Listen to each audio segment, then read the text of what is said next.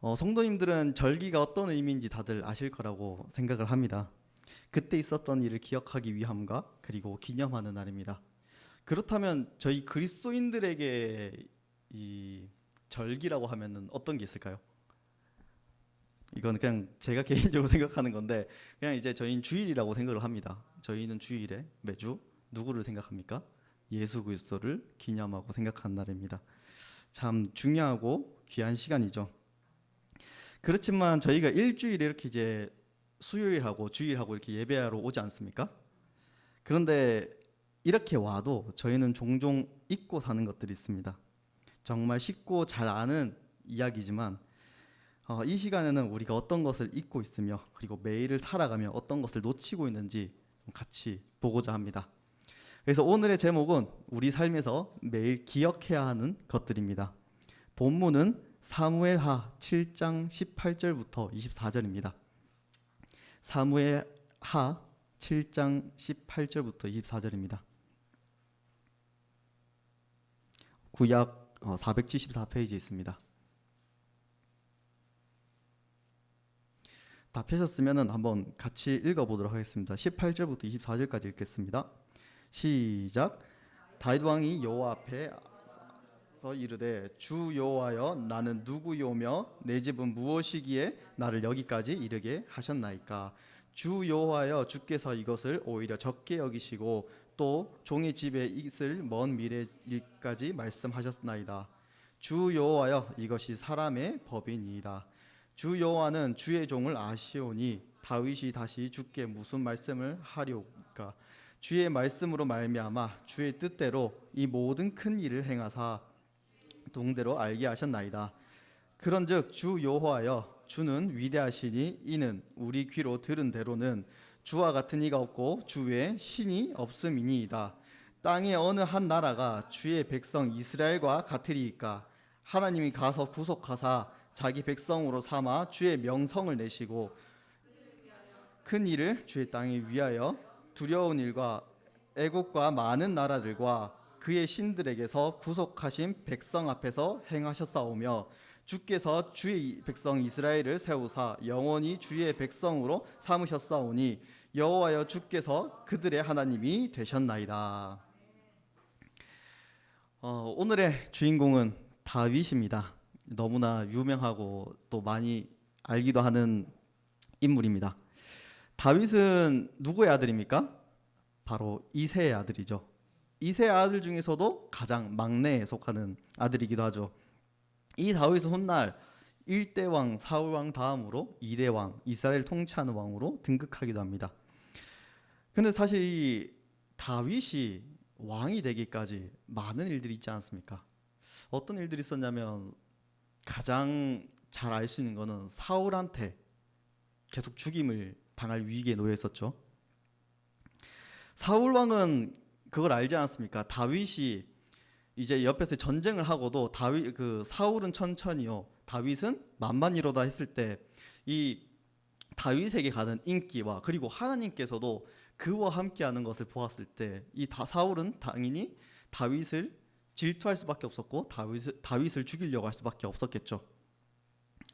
그래서 이 사울의 질투는 어디까지 하게 됩니까? 바로 하늘 끝까지 향하게 됩니다. 그래서 이 다윗은 도망가기 바빴던 거죠. 사울한테 죽임을 당할까 싶어서. 시간이 흘러서 이제 이 다윗이 어, 좀 시간이 흐른 뒤에 사울 왕이 한 전쟁에서 죽지 않았습니까? 죽고 난 이후에 다윗이 바로 2대 왕으로 등극하게 되었습니다. 제가 본 이 다윗 왕은 참으로 담대하고 강했습니다. 그는 가장 어려운 순간에도 하나님을 찬양하고 붙들고 사랑했음을 볼 수 있었습니다. 그렇지 않나요? 성경을 보셨으면 아마 이제 이 사울 왕이 진짜 다윗 왕이 얼마나 그 하나님 앞에서 향했는지 저희는 알 수 있습니다. 그리고 그 다윗이 하나님이 향한 사랑이 가장 고점에 다다랐을 때 다윗은 이렇게 고백합니다.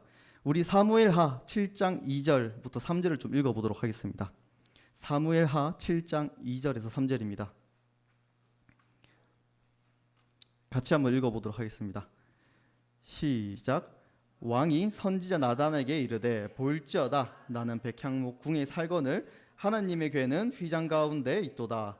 나단이 왕께 아뢰되 여호와께서 왕과 함께 계시니 마음에 있는 모든 것을 행하소서 하니라. 그 밤에 여호와의 말씀이 나단에게 임하여 이르시되. 이유인데 이 다윗이 하나님을 보고는 자기는 너무나 의리의리하고 좋은 궁전에 살고 있는데 하나님을 봤는데 저기 촌쪼가리인지 뭔지 나보다 훨씬 더 못한 곳에 계시니까 다윗이 얘기를 하는 거죠. 내가 하나님의 집을 지어줘야겠다라고 이야기를 하는 겁니다. 그랬더니 하나님께서는 어떻게 했죠? 다윗에게 축복을 합니다. 어떻게 축복합니까?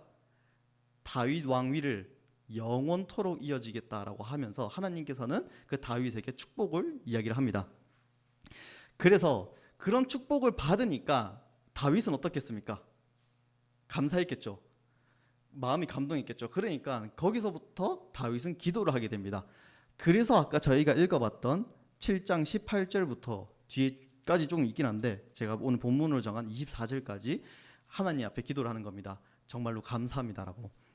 그래서 오늘 우리가 이 다윗의 기도를 통해서 우리가 하나님께 날마다 묵상하고 고백해야 하는 말이 무엇인지 같이 보기를 원합니다.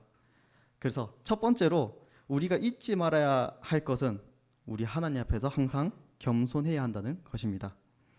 아까 읽었던 사무엘하 7장 18절을 제가 읽어보도록 하겠습니다. 다윗 왕이 여호와 앞에 들어가 앉아서 이르되 주 여호와여 나는 누구이오며 내 집은 무엇이기에 나를 여기까지 이르게 하셨나이까.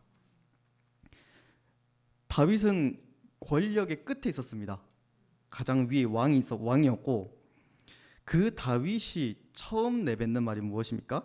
내가 누구이기에 나를 여기까지 이르게 하셨나이까.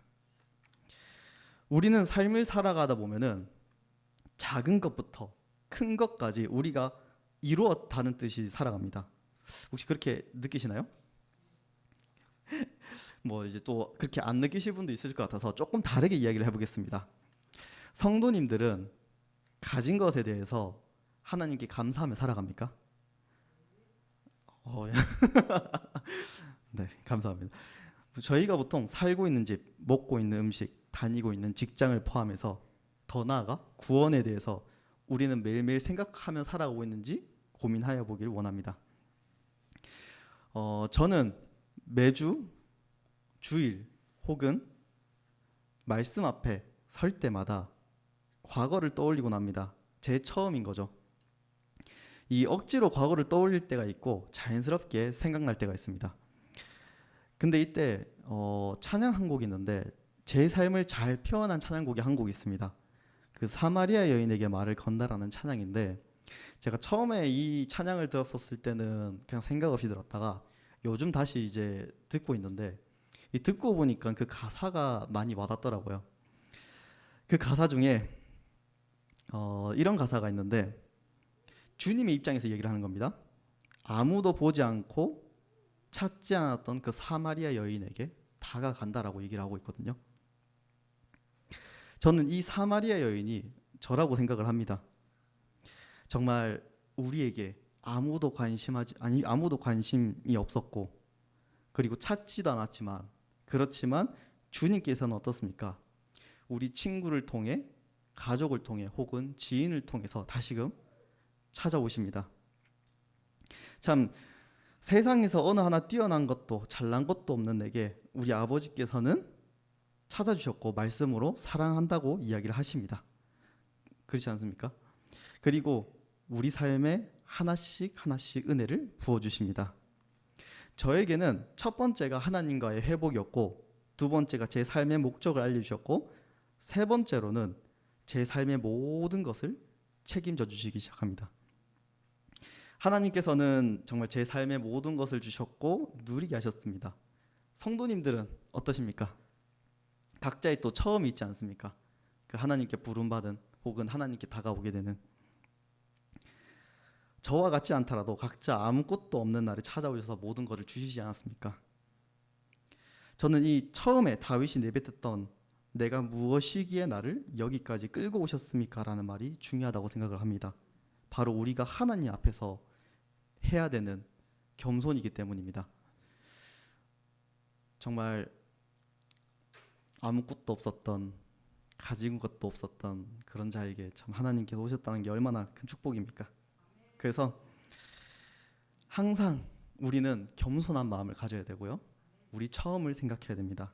그리고 하나님께 내려놓고 다가오기를 원합니다. 우리가 스스로 이룬 것은 있습니까? 아무것도 없습니다. 다 하나님의 은혜입니다. 두 번째로는 우리가 삶에서 매일 기억해야 하는 것은 우리는 하나님의 위대함과 높으심을 기억해야 합니다. 제가 사무엘하 7장 22절을 읽어드리도록 하겠습니다. 그런즉 주 여호와여 주는 위대하시니 이는 우리 귀로 들은 대로는 주와 같은 이가 없고 주 외에 신이 없음이니이다. 제가 이 말은 항상 강대상이 이제 나올 때마다 매번 얘기하고 또 얘기했던 것 같은데, 근데 제가 이 말을 또 할 수밖에 없었던 거는 우리 이 그리스도인이라면은 근본이 되는 말씀이지 않습니까? 우리 하나님은 위대하시다. 근데 그렇기 때문에 제가 또 한 번 더 얘기를 드립니다. 먼저 하나님 높으심은 너무나도 많이 있습니다. 그렇지만 다 하면은 줄줄이 또 느리면은 제가 봤을 때는 오늘 하루 종일해도 못 끝날 것 같아서 두 가지로 좀 줄여보겠습니다. 그 중에 첫 번째는 바로 창조주 되신 하나님을 기억하는 것입니다. 저희 이사야를 조금 보도록 하겠습니다. 이사야 48장 13절을 읽어보겠습니다.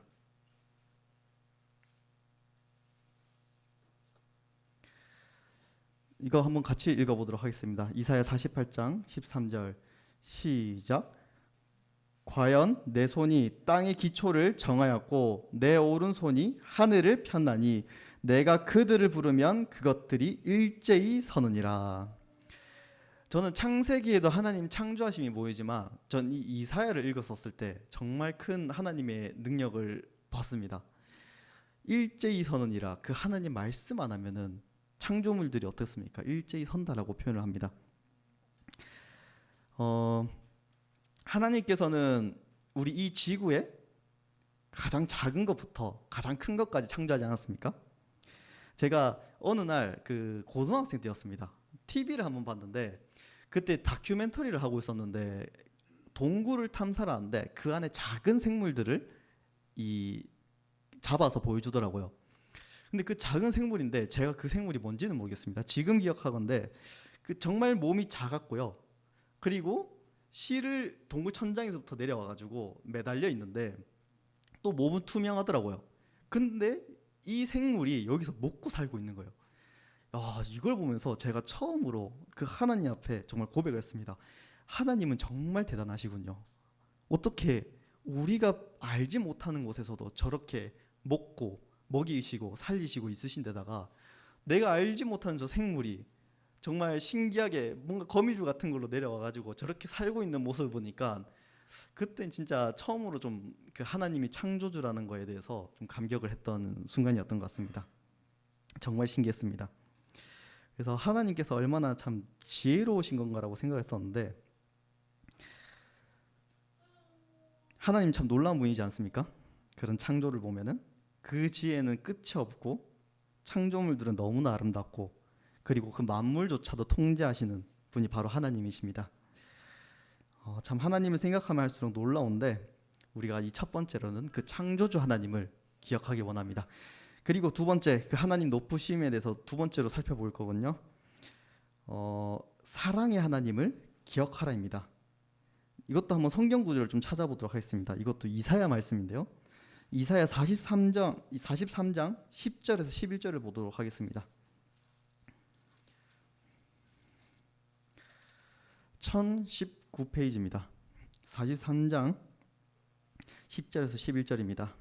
제가 한번 읽어드리겠습니다.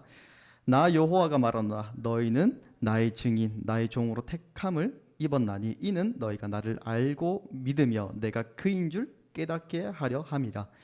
나의 전에 지음을 받은 신이 없었느니라. 나의 후에도 없으리라. 곧 나는 여호와라. 나 외에 구원자가 없느니라. 그뿐만 아닙니다. 뒤에 또 읽어보도록 하겠습니다. 44장 6절로 보겠습니다. 44장 6절에 이스라엘의 왕 여호와가 이스라엘의 구원자인 만군의 여호와가 이같이 말하노라. 나는 처음이요 나는 마지막이라. 나 외에 다른 신이 없느니라. 그리고 8절을 제가 또 읽겠습니다. 너희는 두려워하지 말며 겁내지 말라. 내가 예로부터 너희에게 듣게 하지 아니하느냐 알리지 아니하였느냐. 너희는 나의 증인이라. 나 외에 신이 있겠느냐. 과연 반석은 없나니 다른 신이 있음을 내가 알지 못하니라.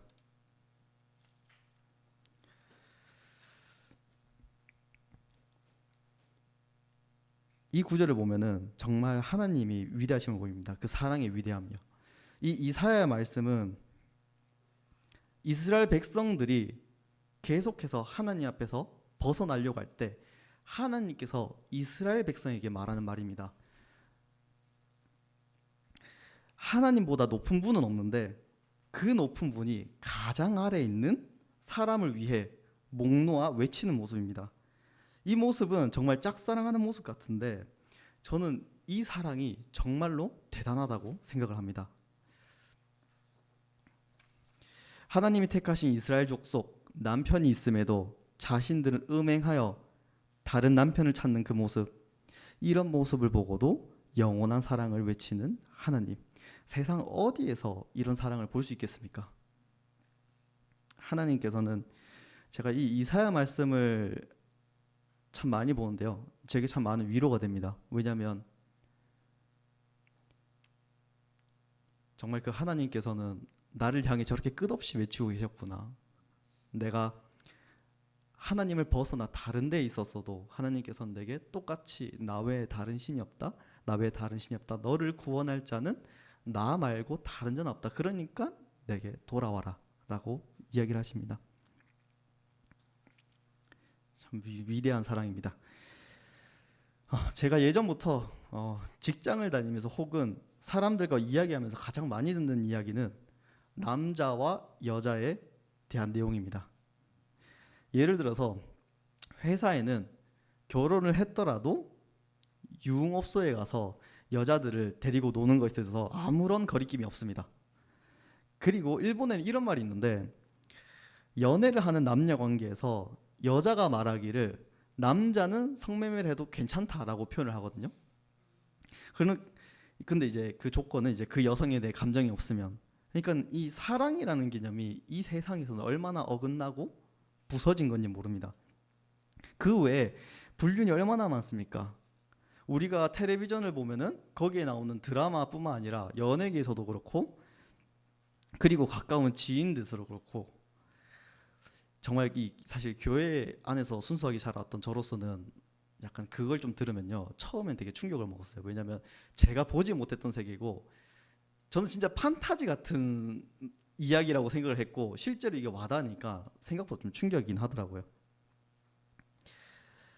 그래서 제가 이런 내용을 듣고 생각을 하고 고민했었을 때 나는 과연 다른 남자에게 사랑을 외치는 아내가 내 옆에 있다면 나는 그 사람을 사랑할 수 있을까? 그런 생각을 했던 거죠. 근데 하나님은 하셨지 않았습니까? 그러니까 그 하나님의 사랑이 높고 위대하다고 생각을 합니다. 이 자리에 있는 우리는 참 복받은 사람이라고 생각을 합니다. 정말 이 위대한 사랑을 듣고 믿음과 회개로 돌아오지 않았습니까? 그래서 이 다윗이 하나님을 높였듯이 우리 또한 하나님의 높으심을 고백하길 원하고 항상 기억하길 원합니다. 주일뿐 아니라 매일매일 기억하며 살아가길 원합니다. 마지막으로 세 번째로 우리가 매일 삶에서 기억해야 하는 것은 하나님께서 영원히 우리의 하나님이 되신 것을 기억하길 원합니다. 이건 사무엘하 7장 23절 24절인데 이것도 제가 한번 읽어보도록 하겠습니다. 땅의 어느 한 나라가 주의 백성 이스라엘과 같으리이까 하나님이 가서 구속하사 자기 백성으로 삼아 주의 명성을 내시며 그들을 위하여 큰 일을, 주의 땅을 위하여 두려운 일을 애국과 많은 나라들과 그의 신들에게서 구속하신 백성 앞에서 행하셨사오며, 주께서 주의 백성 이스라엘을 세우사 영원히 주의 백성으로 삼으셨사오니 여호와여 주께서 그들의 하나님이 되셨나이다. 하나님께서는 이스라엘 애굽에서 이스라엘을 구원하셨죠, 구약 때. 그리고 광야에 가서는 이 내내 큰 기적을 일으키시고 이스라엘 백성을 구해내시고 그들을 먹이셨습니다. 이와 같이 하나님께서는 우리도 이스라엘과 같이 구원을 하셨습니다. 예수 그리스도를 이 땅에 보내셔서 큰 기적을 행하게 하셨고, 그리고 자신의 죽음으로 우리를 구원에 이르게 하셨습니다.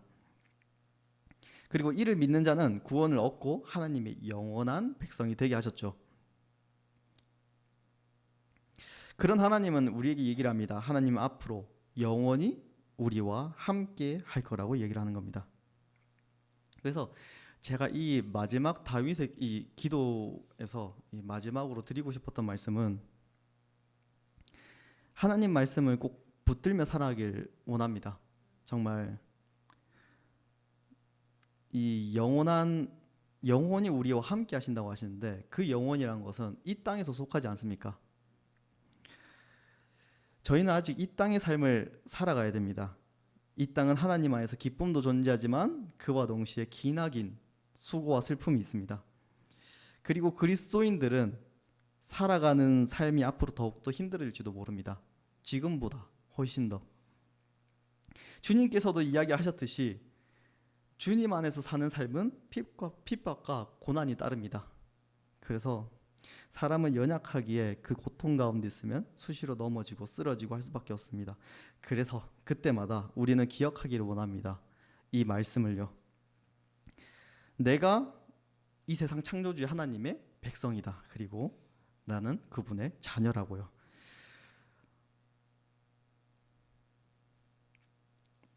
세상의 이야기를 하기는 세상의 백은 무엇입니까? 뭐 가장 높아봐야 대통령 혹은 부자가 될 수 있겠죠. 근데 우리의 백은 누굽니까? 하나님이십니다. 창조주십니다.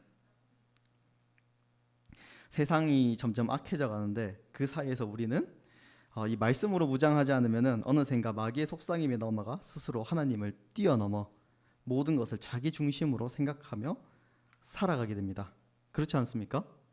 저는 말씀이 없으면 매 순간 살아가더라도 매 순간 넘어지고 매 순간 다시 하나님보다 높아지려는 마음을 가집니다. 그래서 이런 우리가 하나님의 약속을 생각하며 하나님께서 영원히 우리와 함께 하신다는 걸 생각하며 그 말씀을 붙들며 살아가길 원합니다. 이제 좀 마무리를 하자면, 다윗 왕도 이 어두운 세상 속에서 반짝반짝 빛나는 별이지 않았습니까? 겸손하고 하나님이 하나님 됨을 기억하며 영원히 함께 하시는 하나님을 매 순간 기억했기 때문에 그것이 가능했지 않나 조심스럽게 생각을 해봅니다. 그래서 우리도 이 세상이 아무리 어둡더라도 하나님 앞에서 다윗과 같이 반짝반짝 빛나는 별이 되고 그런 성도님들이 되기를 소망합니다. 이상으로 말씀을 마치도록 하겠습니다.